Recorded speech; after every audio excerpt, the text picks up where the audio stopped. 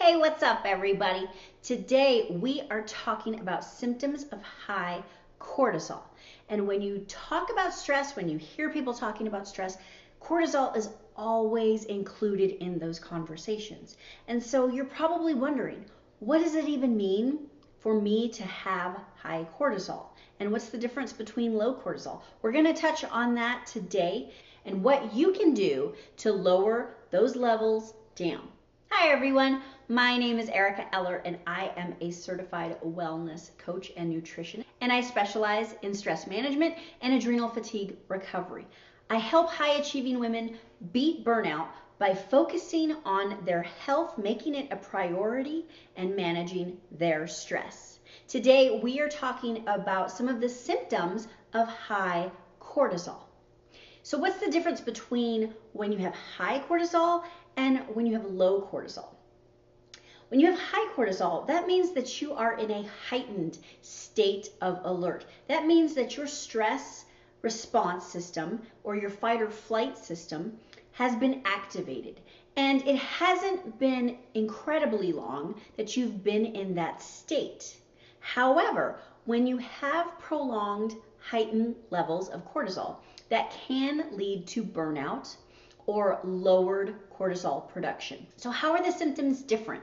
If you have high cortisol, some of your symptoms could be difficulty falling asleep, you have anxiousness or nervousness most of the time, you're super irritable, you have sugar cravings, you tend to have a foggy memory, or just kind of that overall brain fog where you're kind of forgetting things pretty easily. You have skin conditions, such as maybe eczema or some sort of dermatitis, muscle weakness, headaches, weight gain, GI issues, and high blood sugar levels. Those are all symptoms of high cortisol.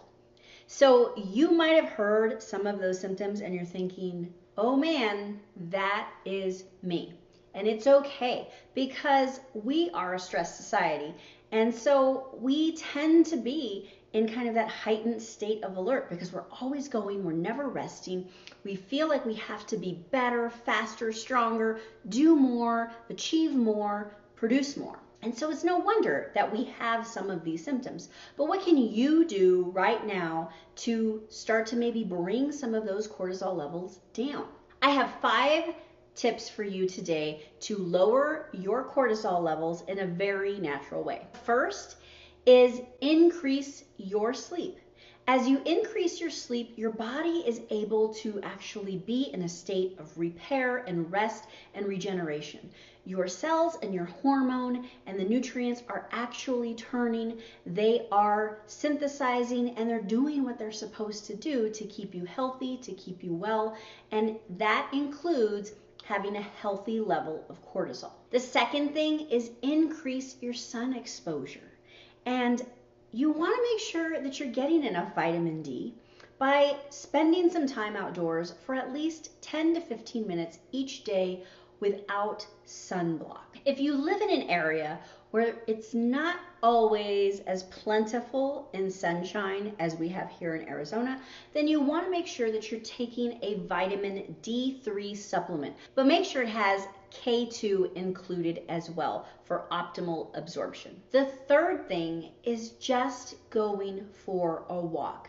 The fresh air, deep breathing, that really promotes lowered cortisol because you are actually taking that time to rest. You are doing something good for yourself. The fourth thing that I recommend is decreasing your inflammatory food intake. The top inflammatory foods to eliminate are going to be dairy, gluten, sugar, and soy. The more that you can include a diet that doesn't have those items in it, the better your body's stress response will be. Those foods just naturally tend to be the most inflammatory, which increases cortisol. So if you can eliminate those foods, your body will tend to have lower cortisol levels. And the fifth and final thing that I recommend is increase your prayer, your meditation, and your quiet time. Just being in a state of gratitude and also in quietness and stillness will automatically lower your cortisol levels.